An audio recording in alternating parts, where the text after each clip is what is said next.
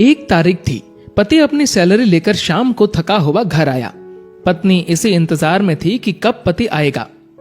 पत्नी ने उसके आते ही उसे गर्मा गर्म चाय पिलाई और पूछा कि सैलरी आ गई होगी आपकी आज तो। पति मुस्कुराहट के साथ बोला कि हाँ, और इस महीने ओवर टाइम का 12,000 रुपए बोनस भी मिला है। पत्नी की खुशी का ठिकाना नहीं रहा। पत्नी मीठी आवाज में बोली, क्या हम इस रविवार को शॉपिंग कराए?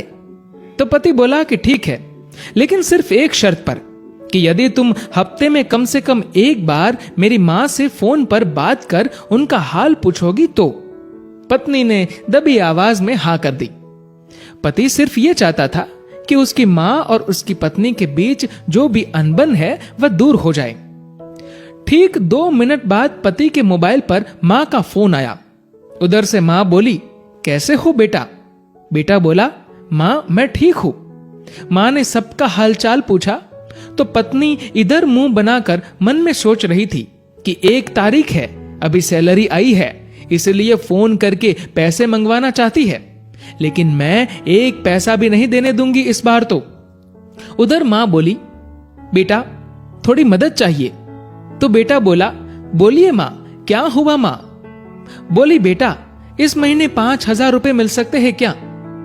पति हर काम अपनी पत्नी से पूछकर ही करता था। उसने ये बात अपनी पत्नी से पूछी तो पत्नी बोली कि बोल दो कि अभी सैलरी नहीं आई है।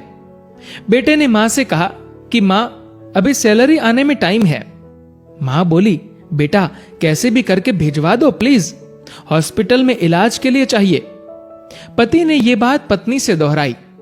पत्नी बोली, मां से बोल दो कि सरकारी हॉस्पिटल में इलाज करवा ले। पति ने मां को यही सलाह दी तो मां बोली, बेटा उधर इलाज सही से नहीं होता और वह ध्यान भी नहीं रखते।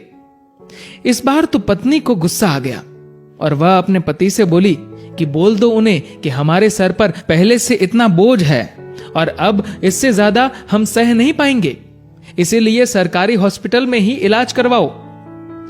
पत्नी के शब्द बिगड़ गए ये बोलते हुए कि वैसे भी 4-5 दिन की मेहमान है। पति इस बार बोला कि ऐसे तो मत बोलो मां के बारे में।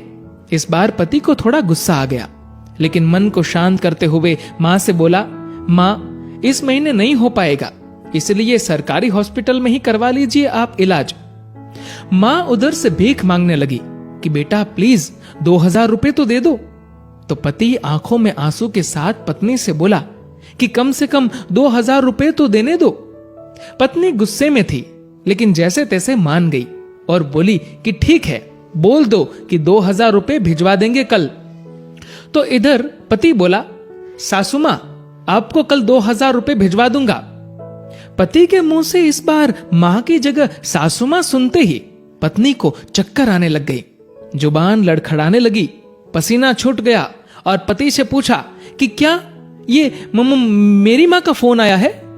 पति बोला, हां तुम्हारी मां का ही फोन है।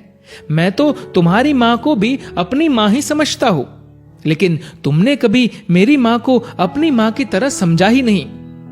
पत्नी इस बार जोर से रो पड़ी और फोन में माफी मांगने लगी कि मुझे माफ कर दो मां, मुझसे बहुत बड़ी गलती हुई है।